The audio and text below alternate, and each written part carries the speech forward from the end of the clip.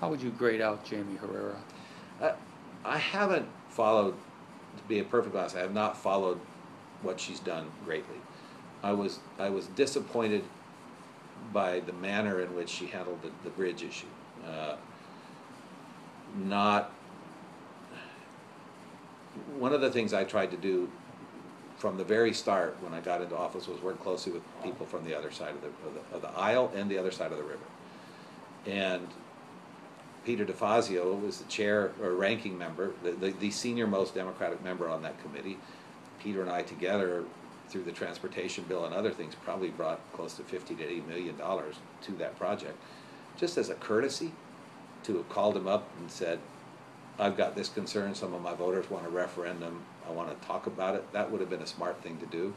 Peter may not have liked it, he can be irascible, but I mean, I like Peter, and he'll fire straight, and I think she should have done that. To sort of spring that in the middle of a hearing was a not well thought out strategy, and could have some pretty significant consequences, both locally here for an important project, but also on a broader scale. If we're going to start, it was kind of the reverse of an earmark in a way. It was, we're going to take one particular, the whole premise of getting rid of earmarks is that we're not going to micromanage projects. Well, it was a micromanagement of a project in a way that frankly could have cost a fair bit of money from this area, and would have set a rather interesting precedent. Overall, generally? I don't, I will claim my lack of knowledge. I don't think she's handled the town hall situation well. So she had a rough town hall. Been there. And in fact, I believe Jamie was at the one in Clark County and was kind of happy about how it was going. And it's a little different when you're the person up on stage and folks are yelling at you. It's a hard deal. I mean, when you're up on a town hall and any question at all can be asked of you on any topic whatsoever, and you don't have staff, you don't have resources there, you have to try to answer it as best you can. That's a tough deal. But nevertheless, the idea that you're going to invite people to your town hall, I don't, obviously, I mean, I've walked that talk. I just disagree with it in principle. The other question I would have is sort of what are the signature accomplishments, and I just don't know them. That may be because I've not been here enough, but I haven't seen it. So. You miss this area at all? I do, yeah, I do. This is, it sounds sappy. I love it, I always get a window seat when I'm flying down there.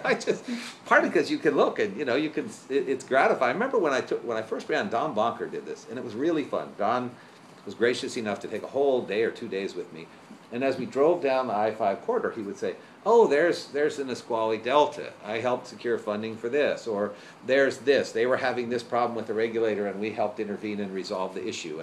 And you can look throughout the district, and that's very gratifying.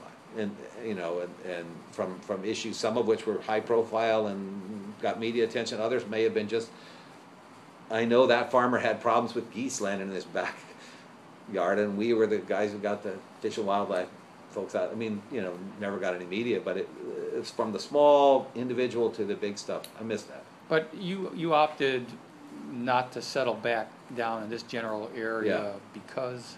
My wife's extended family, her brother and sister live up in Kirkland area, her brother and sister-in-law, and they have 2 kids. And I never was around extended family as a kid. I mean, all my cousins were scattered to the winds, and our kids had never been around extended family, and that was important. And my wife landed a job doing global economic work at UW, and it seemed, for the interest of the kids, being around extended family, and my wife figured it's her turn.